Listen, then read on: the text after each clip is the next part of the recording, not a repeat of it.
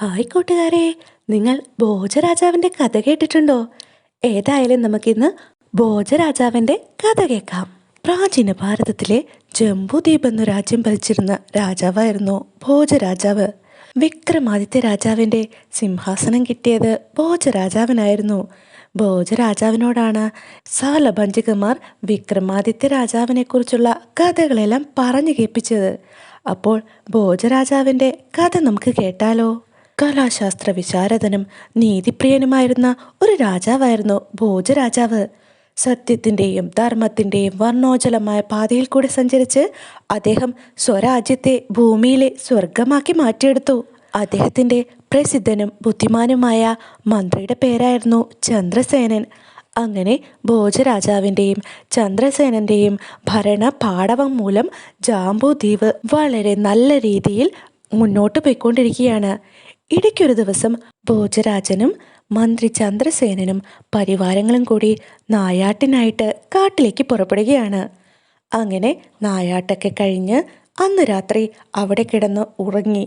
പിറ്റേന്ന് രാവിലെ തിരിച്ചു പോരാൻ എഴുന്നേറ്റപ്പോഴാണ് അവർ അതിമനോഹരമായ ഒരു ഫലവൃക്ഷ തോട്ടം കണ്ടത്.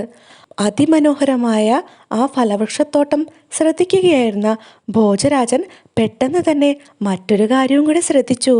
ആ തോട്ടത്തിന് നടുവിൽ വലിയൊരു ഏറുമാടത്തിൽ തങ്ങളെ നോക്കിയിരിക്കുന്ന ഒരു മനുഷ്യൻ. ഒറ്റ നോട്ടത്തിലെ അതൊരു ബ്രാഹ്മണനാണെന്ന് നമ്മുടെ ഭോജരാജന് മനസ്സിലായി. ബ്രാഹ്മണനും ഭോജരാജനെയും പരിവാരങ്ങളെയും കണ്ടു. അദ്ദേഹം പുഞ്ചിരിച്ചുകൊണ്ട് പറഞ്ഞു, ഹേയ്, നിങ്ങൾ ഈ നാട്ടുകാരല്ലല്ലേ? നിങ്ങൾ ഇവിടെ നായാട്ടിനായിട്ട് എത്തിയതാണോ? എനിക്ക് തോന്നുന്നു നിങ്ങൾ വളരെയേറെ ക്ഷീണിതരാണെന്ന്. കയറി വന്നോളൂ എൻ്റെ തോട്ടത്തിലേക്ക്. ഇത് എൻ്റെ തോട്ടമാണ്. നിങ്ങൾ ഇവിടുത്തെ പഴവർഗ്ഗങ്ങളെല്ലാം കഴിച്ച് നിങ്ങളുടെ ക്ഷീണം അകറ്റിക്കോളൂ. ഇത് കേട്ട് നമ്മുടെ ഭോജരാജനും സംഘാംഗങ്ങൾക്കും വളരെ സന്തോഷമായി. അവർ വളരെ സന്തോഷത്തോടു കൂടി ആ തോട്ടത്തിലേക്ക് കയറി പഴങ്ങളെല്ലാം പറിച്ചു തിന്നുകൊണ്ടിരിക്കുകയാണ്. അപ്പോഴേക്കും ആ ബ്രാഹ്മണൻ താഴേക്ക് ഇറങ്ങി വന്നു. പെട്ടെന്നാണ് അയാളുടെ ഭാവം അങ്ങ് മാറിയത്. അയാൾ പരിഭ്രാന്തിയോടെ അലമുറയിടാൻ തുടങ്ങി. അയ്യോ, ഓടി വരണേ, നാട്ടുകാരെ സഹായിക്കണേ, കള്ളന്മാർ കടന്നെൻ്റെ തോട്ടം മുഴുവൻ നശിപ്പിക്കുന്നേ. പെട്ടെന്നുണ്ടായ ബ്രാഹ്മണന്റെ ഭാവമാറ്റത്തിൽ ഭോജരാജാവ് അത്ഭുത പരതന്ത്രനായി. അദ്ദേഹവും പരിവാരങ്ങളും പെട്ടെന്ന് തന്നെ തോട്ടത്തിന് വെളിയിലേക്ക് ഇറങ്ങി. ബ്രാഹ്മണനും അപ്പോൾ തന്നെ തൻ്റെ മാടത്തിനുള്ളിലേക്ക് കയറുകയാണ്. പെട്ടെന്ന് തന്നെ ബ്രാഹ്മണൻ ഇതാ വീണ്ടും വിളിക്കുന്നു, ഹേയ് സുഹൃത്തുക്കളെ, നിങ്ങളെന്താ പഴങ്ങൾ കഴിക്കാതെ തിരിച്ചു പോകുന്നത്? വരൂ, ഈ തോട്ടത്തിലെ പഴങ്ങളെല്ലാം കഴിക്കൂ. ഇത് എൻ്റെ തോട്ടമാണ്. ആരും നിങ്ങളോട് ചോദിക്കാൻ വരില്ല. വരൂ സുഹൃത്തുക്കളെ, കഴിക്കൂ, നിങ്ങളുടെ ക്ഷീണം മാറട്ടെ. ഇത് കേട്ടപ്പോൾ നമ്മുടെ ഭോജരാജന് ആദ്യം തോന്നിയത് ഈ ബ്രാഹ്മണന് തലയ്ക്ക് എന്തെങ്കിലും അസുഖമുണ്ടോയെന്നാണ്. നമ്മുടെ ഭോജരാജൻ ചിന്തിച്ചു നോക്കി. ഈ ക്ഷണിക വികാരമാറ്റങ്ങളുടെ പേര് ചിത്രഭ്രമം എന്നല്ലേ? പക്ഷേ അതുവരെയും അയാളുടെ സംസാരവും വൈകാരിക ഭാവവും നോക്കുമ്പോൾ പെട്ടെന്നുള്ള ഈ മാറ്റങ്ങളുടെ കാരണം എന്താകും?